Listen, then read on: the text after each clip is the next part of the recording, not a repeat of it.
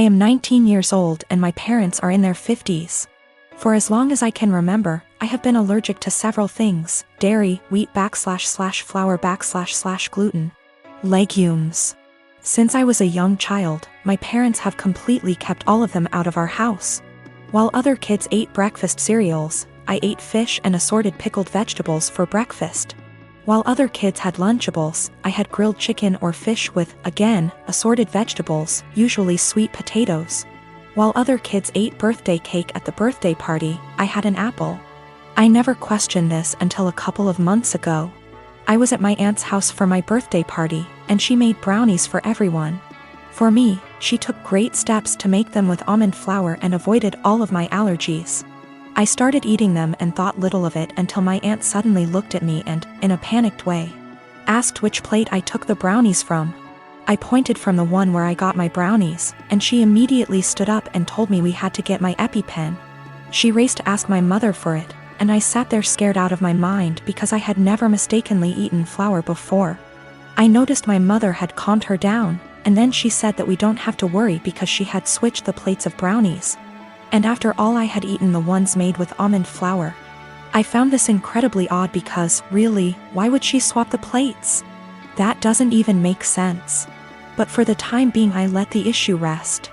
It didn't sit well with me for about a week, and I finally went to get an allergy test. The doctor started with a skin prick test, and lo and behold, I didn't react to any of the above substances. Then he ordered a blood test, and when the results came in, they said that I had absolutely no intolerance to any of the foods I'm supposed to be allergic to. I was furious and called my mother.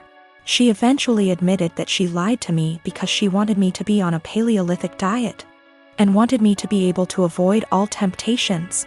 She raised me with a lie about her own health, but she keeps insisting that I try to see it from her perspective. She spams my phone with messages about how healthy I am, that I never had acne, that I have been in great shape my whole life, that I have strong teeth and bones, and even that I got onto a D1 college tennis team.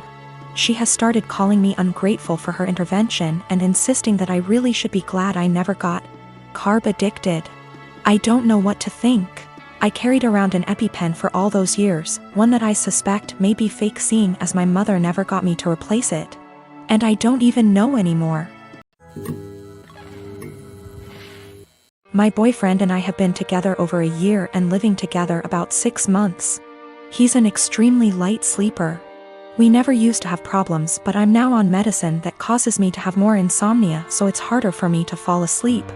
Lately, we've gotten into fights because he's being absolutely unrealistic about any noise in general.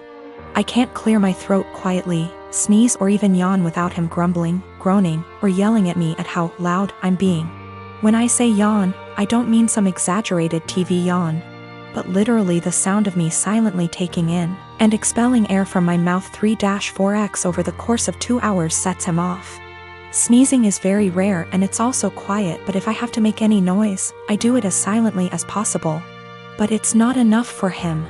When I was extremely sick with the cold, he made me sleep on the couch because I was having a tough time sleeping without being able to actually blow my nose to breathe. But when he caught it a week later, I gladly let him sleep in the bed and helped take care of him when he woke up in the night because he wasn't feeling well. I've argued with him multiple times that it's unfair for him to expect absolute silence and be mad over the air he hears from a yawn, but he just shuts me down and tells me to be quiet because I've disturbed him from being right on the edge of sleep. I understand that when you're half asleep you're particularly grumpy, we've all been there. But it winds me all the way up that I already constantly have to cater to the way he needs tons of space. Meaning I have to sleep pencil straight all night or on the side not facing him if I want to move my legs at all. And then this sound thing. I've had previous BFs who were heavy sleepers that snored, made lots of noise, and honestly that bothered me less than constantly having to be alert to his needs. He says that earplugs don't work and he only likes to hear the fan, so white noise is out of the question. I don't want to go downstairs because then I'll just stay up, and I don't want to keep taking melatonin every night, but I'm this close to not renewing our lease together next year if things don't change. It also makes me feel like if we got married and had kids he'd just expect me to be up all the time dealing with the baby, so he can sleep, or complaining about his sleep, or if one of us was to have a chronic sickness that we'd have to sleep in different bedrooms, because of how selfish he is. I'm a 28 and I have a sister. For the sake of story, I'll just call Jane. Jane is married to Bob and they have 2 kids, boy and a girl. My niece and nephew are wonderful kids and no trouble at all. They fight as siblings do, but nothing big. I love them. Now for about 2 years, I did live with my sister. It was a miserable time that really affected our relationship. She saw me as free labor, money, and babysitting. Even when I managed to get a small part-time job, she demanded I hand over nearly half my pay or get out. It was hell as she took completely advantage of me. I moved out as soon as I could and we have little contact outside of family gatherings. Now after I moved out, she started complaining how she has no help with the kids and never gets a break. I babysit sometimes, but I have made it clear, just 'cause I am off work, doesn't mean I want an 8-hour day with my niece and nephew. Anyway, she started talking about how she wanted to foster a kid. Not a kid, but a teenager. I pressed her for more info on this. She wants to adopt a teenager so she has a live-in babysitter for her kids. This is her logic. I want a kid around 16 or 17, someone who may have been in the system for a while. They can share a room with your nephew. She only has a 3-bedroom house, or sleep in the garage. They can help me with housework, chores, cook, and help me with my business. She bakes and sells cookies, also babysit the kids so me and Bob can go out sometimes or have some alone time. They'll be so grateful for a home and won't complain. I won't have to pay them at all. And then when they turn 18, I can just sign up for another foster kid. A teenager will be so much easier than a little kid. They will be grateful just to have a roof, food, siblings if they have been separated from their real ones, and clothes. I was horrified. Told her it was a horrible idea. She didn't listen to me. She went on with it anyway. About a month ago, a social worker showed up at my apartment to ask me some questions about my sister. She had put me down as a character witness or something like that. I immediately told the social worker why my sister really wanted to foster a kid and how she treated me when I lived with her. The lady thanked me.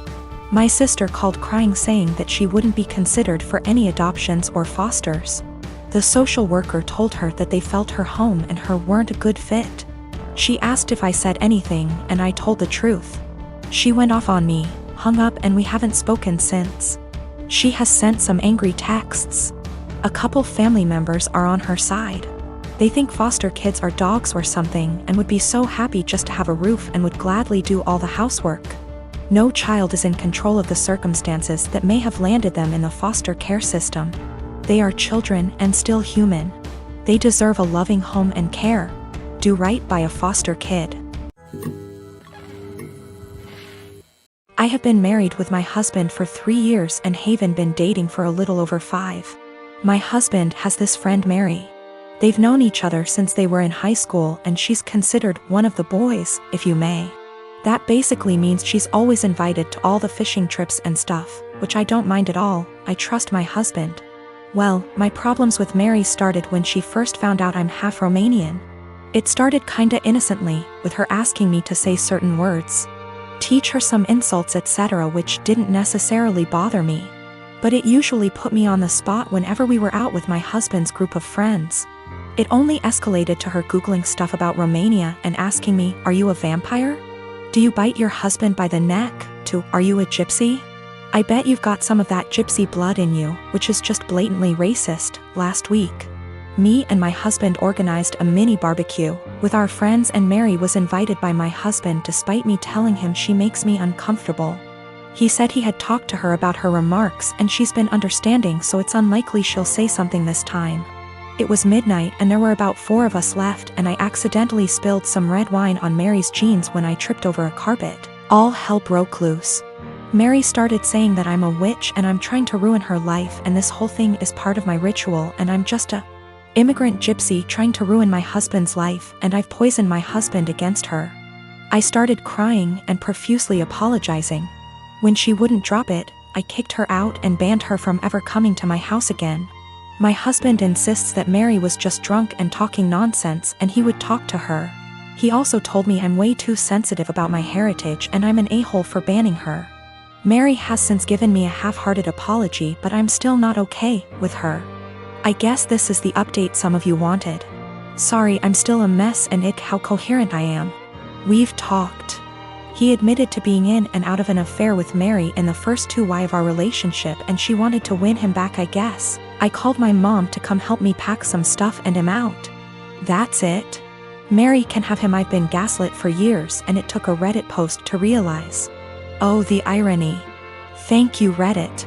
A lot of people seemed suspicious of Mary and my husband's friendship / relationship, etc., and have asked if I ever suspected anything. No, I didn't. Me and my husband had, or I thought we had, a very strong relationship, based on communication and honesty. Guess it only applied to me. Also, Mary is very close with all the boys in the said friendship group. The other wives raised concerns in the past, but they've all been shut down by the boys in the group or by Mary herself. I guess I always respected their friendship group because they were very close for so long, and it felt unfair to change that because of me. As far as I'm aware, the other wives feel the same. Plus, Mary has been in a relationship for about 2 years and always claimed she's focusing on her career. She's too busy, etc., so none of us ever saw her as a potential threat. But now it just makes me think there could be more to this story. But I'm tired. As of right now, I am just exhausted. My Romanian witch blood won't let me live until I find out the whole truth, but I need time.